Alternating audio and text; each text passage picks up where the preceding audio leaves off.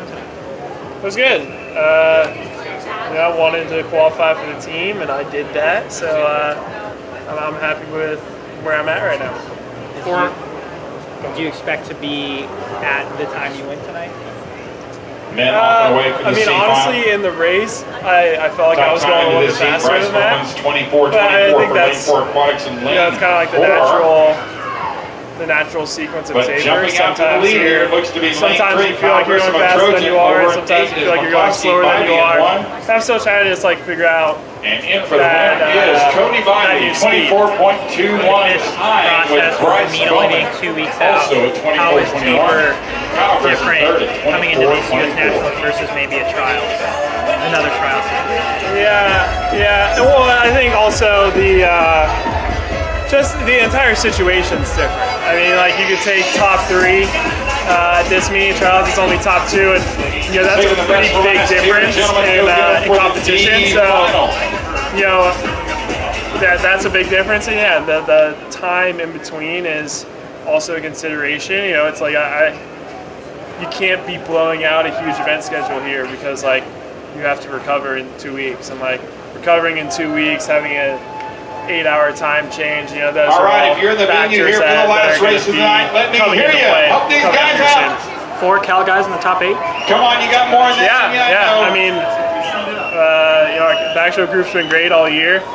Bryce and DC came in.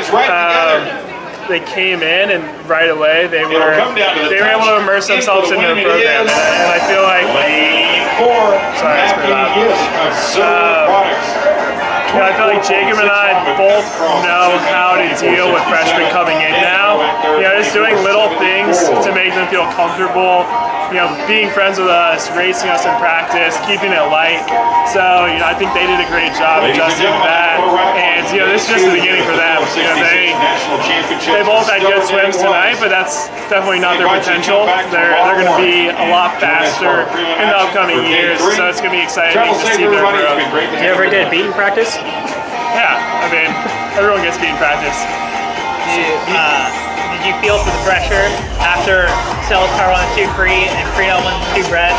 Did you have to keep the Cal train rolling? Yeah, and I think it's, maybe a little even internal competition, because I think Sellies was 3rd in the world, Freenell was 2nd in the world, I think I was 2nd in the world. So, it's cool. When I committed to Cal, I had a lot of coaches telling me, oh, Cal's just a sprint program, you're going to get good at the 100 back, but that's it.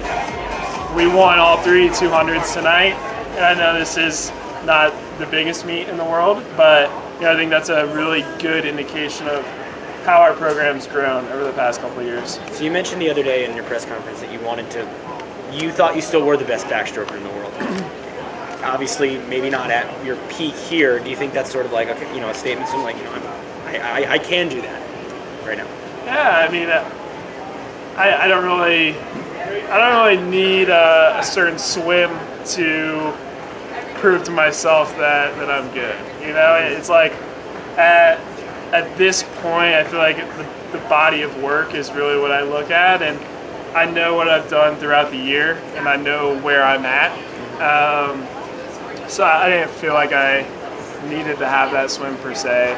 That's the title of best backstroker in the world that's a story that sells for you guys.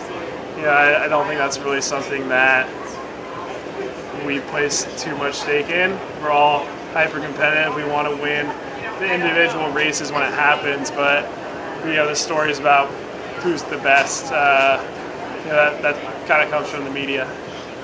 You made your first Pan Pacs team here at this meet 4 years ago, and here you're winning it. So how has that journey kind of affected you these last 4 years? It's been cool. Just like thinking back to 2014 to now, that was right after my freshman year of college, and the amount of growth I've had between then and now is, it's huge. Just the way I can converse with Dave and my teammates, and just the way I think about swimming, it's totally evolved. Do you feel like you're able to